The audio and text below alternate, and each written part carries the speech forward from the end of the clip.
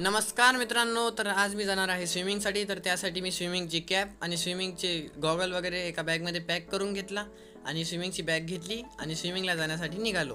तर गेट वगैरे मी उघडलं आणि गाडी बाहेरच काढलेली होती. त्याच्यात पेट्रोल वगैरे फुल होतं आणि तसंच मी चाबी वगैरे लावली आणि स्विमिंगला जाण्यासाठी निघालो.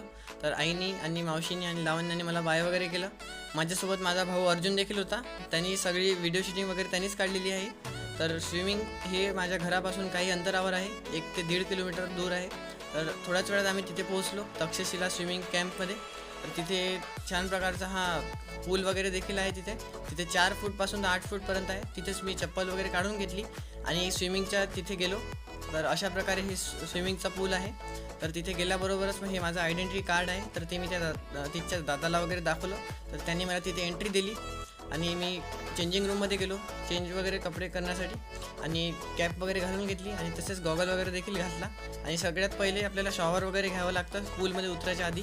नंतर पूल वगैरे जवळ गेलो तर सगळ्यात पहिले मला खूप मस्त प्रकारे तिथे डाईव्ह मारायची होती, म्हणून मी डाईव्ह मारण्याची प्रॅक्टिस वगैरे केली आणि फायनली मी डाईव्ह वगैरे मारून घेतली. तर अशा प्रकारे मी ते डाईव्ह मारली होती आणि तिथेच मी सायकलिंग वगैरे पण केली. तर हे पाणी 8 फूट होतं. मी तिथे बबलिंग वगैरे पण केली आणि तुम्ही बघू शकता की हे जे तुम्हाला दोरी दिसत आहे उजव्या साईडला, इथे 4 फूट आणि तिकडे 5 फूटपासून तर 8 फूटपर्यंत पाणी देखील आहे आणि तुम्ही इथं पण प्रॅक्टिस करू शकता. तर सगळ्यात पहिले मी फ्री स्टाईल केली. तर अशी आहे हे फ्री स्टाईल स्विमिंग. तर तुम्ही हे स्विमिंग पण बघू शकता. हे स्विमिंग शिकायला मला 5 ते 6 दिवस लागले. तर खूप प्रॅक्टिस वगैरे केल्यानंतर ही स्विमिंग आपल्याला जमते.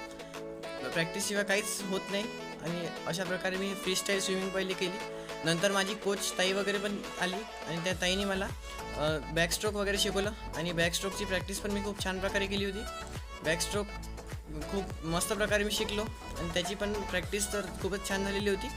आणि नंतर मी अंडर वॉटर स्विमिंग केली, म्हणजेच अर्थात पाण्याच्या अंदर जाऊन मी 10 ते 15 सेकंड राहिलो आणि ते स्विमिंग करून नंतर बाहेर वगैरे आलो.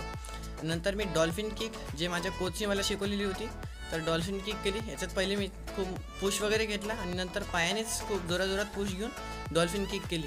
नंतर मी माझं आयडेंटिटी कार्ड दादापासून वापस घेतला आणि घरी जाण्यासाठी निघालो.